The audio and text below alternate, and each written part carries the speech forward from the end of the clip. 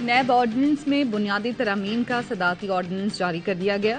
قائم مقام صدر مملکت صادق سنجرانی نے صدارتی آرڈیننس پر دستخط کر دیے۔ چیئرمین نیب تفتیش میں عدم تعاون پر ملزمان کے وارنٹ گرفتاری جاری کر سکیں گے۔ گرفتار ملزم کو 14 کے بجائے 30 دن جسمانی ریمانڈ میں رکھا جا سکے گا۔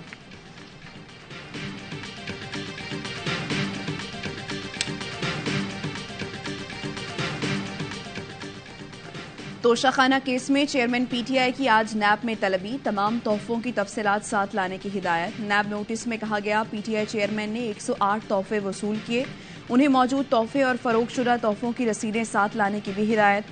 چیئرمین پی ٹی آئی کی اہلیہ بشرا بی بی کو بھی آج نیب میں طلب کیا گیا ہے۔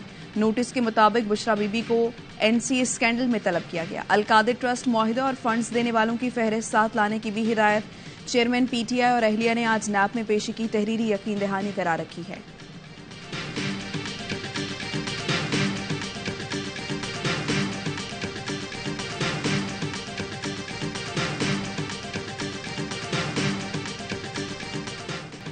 چین کی مہربانی، آئی ایم ایف معاہدے سے کئی ماہ پہلے 5 ارب ڈالر کا قرض دیا، ورنہ آج معاملہ کچھ اور ہوتا۔ وزیر اعظم شہباز شریف کی وفاقی کابینہ اجلاس سے گفتگو، کہا سعودی عرب سے 2 ارب ڈالر اور یو اے ای سے 1 ارب ڈالر لانے میں army chief general Asim Munir کا کلیدی کردار ہے۔ آئی ایم ایف سے 9 ماہ کا اسٹینڈ بائی ایگریمنٹ ہوا ہے۔ آئی ایم ایف معاہدہ فخریہ نہیں، لمحہ فکریہ ہے۔ دعا کرے یہ آئی ایم ایف سے آخری معاہدہ ہو۔ 15-20 سال مل کر کام کریں گے تو ترقی قدم چومے گی، اب اشرافیہ کو قربانی دینا ہوگی۔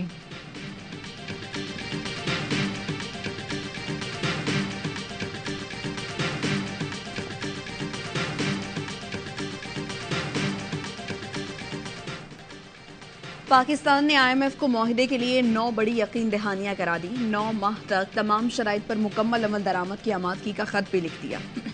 پاکستان کوئی نئی ٹیکس ایمنسٹی اسکیم نہیں دے گا، ٹیکسز کی آمدن بڑھائی جائے گی، حکومت مالی نظم و ضبط پر عمل درآمد کرے گی، توانائی کی اصلاحات پر بھی عمل درآمد کیا جائے گا، ایکسچینج ریٹ کا تعین مارکیٹ خود کرے گی، تجارت پر پابندیاں بھی ختم کی جائیں گی۔ پاکستان قرض دینے والے دوست ممالک اور اداروں کی یقین دہانیوں پر عمل درآمد کرائے گا، غیر ملکی زر مبادلہ کے ذخائر بڑھانے اور سرکاری اداروں میں اصلاحات کی بھی یقین دہانی۔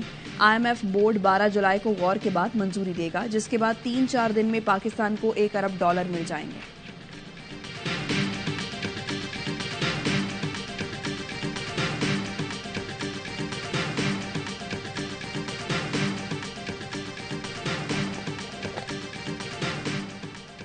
ایک ہفتے کے دوران زر مبادلہ ذخائر میں 53 کروڑ 30 لاکھ ڈالر کا اضافہ ہوا۔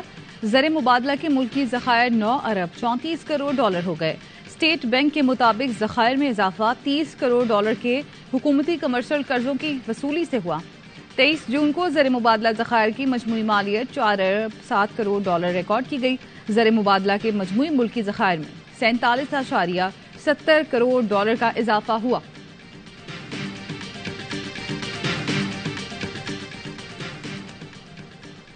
موڈیز نے آئی ایم ایف معاہدہ پاکستانی معیشت کے لیے بہتر قرار دے دیا۔ ملکوں اور اداروں کی معیشت کی درجہ بندی کرنے والے بین الاقوامی ادارے کا غیر ملکی قرضوں کے حوالے سے پاکستان کا اقتصادی تجزیہ، عالمی اداروں سے پاکستان کو قرض کی راہ ہموار ہو گئی۔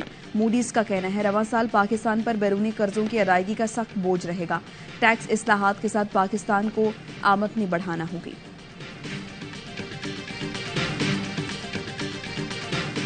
ڈالر کا ڈالر میں 18 سے 20 روپے تک کمی کا دعویٰ، وزیر خزانہ کہتے ہیں اوپن مارکیٹ میں ڈالر 270 سے 72 روپے میں فروخت ہو رہا ہے۔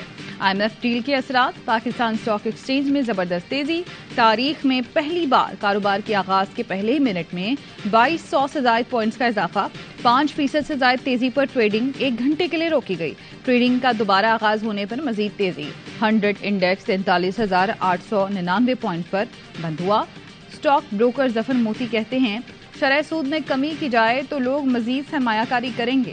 محمد جبران بولے آئی ایم ایف ڈیل کے باعث غیر ملکی سرمایہ کاری بڑھے گی۔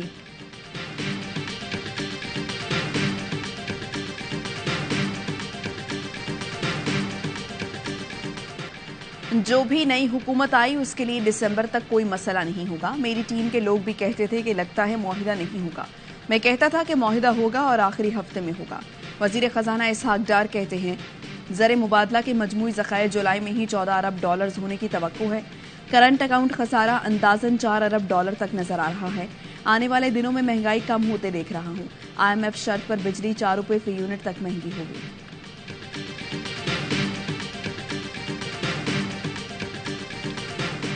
IMF کے بیسٹ انشورنس ہے ڈیفالٹ کے خلاف. اگلے 9 مہینے تک تو کوئی چانس نہیں ہے ڈیفالٹ کا. حکومت بھی آ جائے گی نئی, اس کو کچھ مہینے میں ملے گی تو وہ پھر واپس ایک اور IMF کے پروگرام میں چلے جاتی ہے. اس سال بھی 25 بلین دینے ہیں, اگلے 3 سالوں میں 75 ارب دینے ہیں.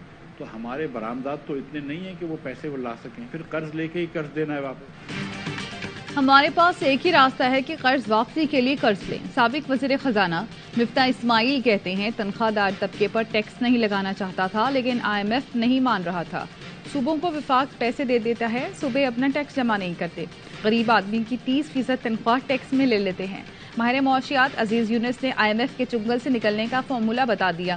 کہا شافیہ کو 17.5 ارب ڈالر مراعات ملتی ہیں. مراعات کے خاتمے تک مسئلہ برقرار رہے گا.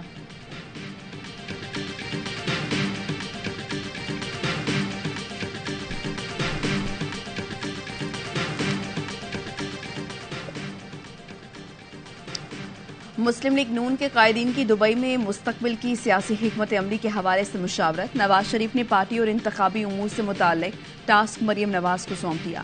نون لیگ کا رواں ماہ انتخابی مہم شروع کرنے کا فیصلہ.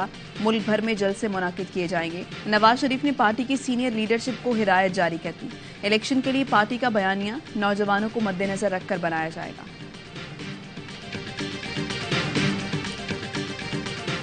لندن میں, امریکہ میں, دبئی میں پاکستان کے 24 کروڑ عوام کے بارے میں فیصلہ کرنا یہ پاکستانی عوام کی توہین ہے. 2 خاندانوں نے جس طرح دبئی میں بیٹھ کر پاکستان کے مستقبل کے بارے میں بندر بانڈ کا فیصلہ کیا ہے, ہم اس کو مسترد کرتے ہیں.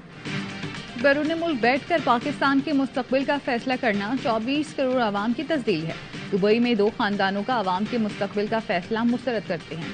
امیر جماعت اسلامی سراج الحق کہتے ہیں پیپلز پارٹی نے جو کچھ کراچی میں کیا بلاول اسی طرح پورے ملک میں حکومت بنانے کا خواب دیکھ رہے ہیں.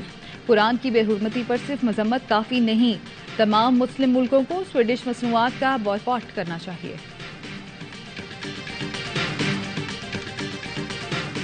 سویڈن میں ایک انتہائی قبیح واقعہ ہوا ہے. ملت اسلامیہ, پاکستانی قوم اور حکومت پاکستان ایک مرتبہ پھر بھرپور شدت سے اس کی مذمت کرتی ہے, اور ہمارا یہ مطالبہ ہے کہ فی الفور مجرموں کے خلاف بھرپور کارروائی کی جانی چاہیے. سویڈن میں قرآن پاک کی بے حرمتی پر وزیر اعظم شہباز شریف کی شدید مذمت. مجرموں کے خلاف بلا تاخیر اور فوری کارروائی کا مطالبہ. گورنر سندھ کا قرآن پاک کی بے حرمتی کے خلاف سویڈن سفارتکار کو احتجاجی مراسلہ. کامران ٹسوری نے کہا سویڈن حکام واقعے کا نوٹس لے کر ذمہ دار کے خلاف کارروائی کریں. Pakistan federal union of journalist کی سویڈن میں قرآن پاک کی بے حرمتی کی مذمت. عالمی برادری سے اسلاموفوبیا کے خلاف ٹھوس اقدامات کا مطالبہ. اسلام آباد, گجرانوالہ, ملتان سمیت پاکستان کے مختلف شہروں میں واقعے کے خلاف مظاہرے.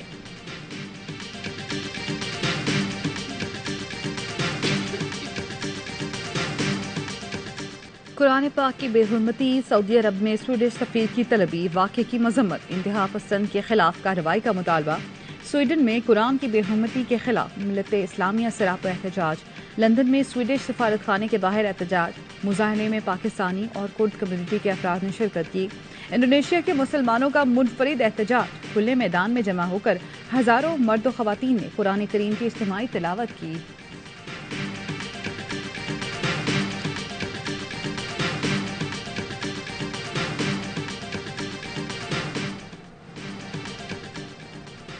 صدر مملکت ڈاکٹر عارف الوی کا مدینہ منورہ میں سیرت طیبہ کے بین الاقوامی میوزیم کا دورہ. صدر مملکت کو نبی کریم صلی اللہ علیہ وآلہ وسلم کے عہد میں مکہ مکرمہ اور مدینہ منورہ کے تمدنی ماڈلز کا مشاہدہ کرایا گیا. صدر پاکستان کو نبی کریم صلی اللہ علیہ وآلہ وسلم کی حیات طیبہ سے متعلق ایک فلم بھی دکھائی گئی.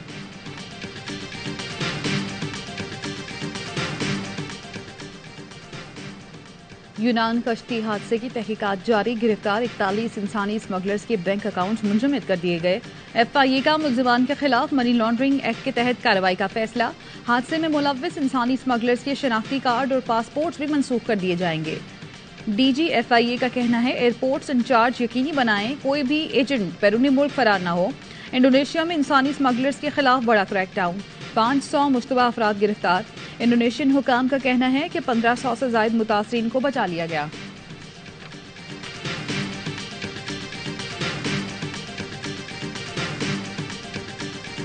मुल्क भर में मानसून सीजन का आगाज। खैबर पख्तूनख्वा और पंजाब के मुख्तलिफ शहरों में तूफानी बारिश से गर्मी का जोर टूट गया। लाहौर में गर्द आलूद हवाओं के साथ बारिश, लाला मूसा में आंधी और तूफानी बारिश से दुकानों के शेड उड़ गए। गुजरावाला, गुजरात, डस्का और सराय आलमगीर में भी बारिश का तूफानी spell.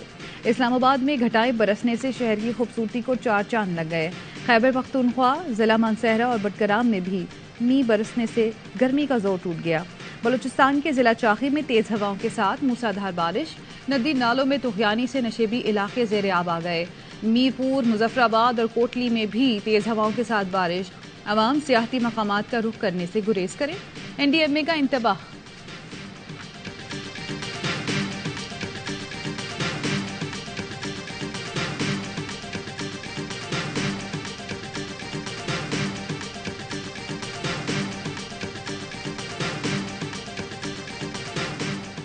Karachi water and sewerage corporation bill governor Sindh के पास पहुंच गया। गवर्नर की मंजूरी से वाटर एंड सीवरेज बोर्ड को कॉरपोरेशन का दर्जा मिल जाएगा। Karachi water and sewerage corporation का चेयरमैन मेयर कराची होगा और मेयर के इख्तियारात में इजाफा हो जाएगा। बिल गवर्नर की मंजूरी से नाफिजुल अमल होगा। वज़ीर आला सिंध, चीफ सेक्रेटरी, मुशीर कानून और सिंध असम्बली ने बिल की मंजूरी दे दी।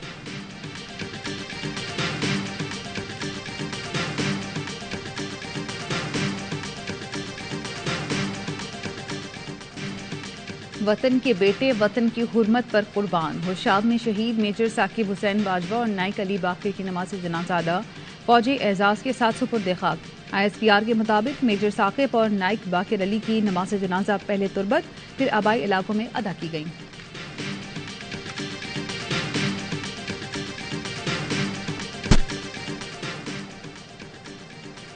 श्रीलंका के खिलाफ 2 टेस्ट की सीरीज के लिए पाकिस्तानी टीम का तरबेती कैंप आज से कराची में शुरू होगा। जुम्मे तक ट्रेनिंग जारी रहेगी। बाबर आजम और मोहम्मद रिजवान हज से वापसी पर कैंप ज्वाइन करेंगे।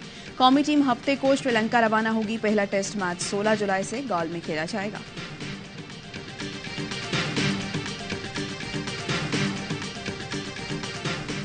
बेयरस्टो के मुतनाज़ आउट ने एशियज के शोले भड़का दिए। क्रिकेट के मुक़द्दस ग्राउंड लॉर्ड्स पर जेंटलमैन्स गेम का माहौल मुख्तर हो गया।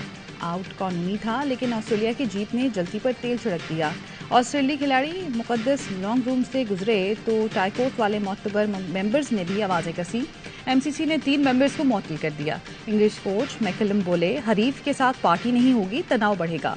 जेफरी बॉयकॉट ने ऑस्ट्रेलिया से माफ़ी का मुतालबा कर दिया। नासिर हुसैन ने बेयरस्टो को ही कसूरवार ठहरा दिया। इंग्लिश प्रेस ऑस्ट्रेलिया को चीटर और ऑस्ट्रेलियन मीडिया इंग्लैंड को रोतू लिखने लगा।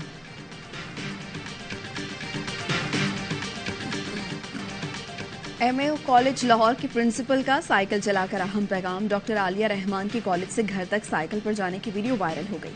कहती हैं साइकिल चलाना बेहतरीन एक्सरसाइज है। लड़के लड़कियां बसों में धक्के खाने के बजाय साइकिल पर सफर करें।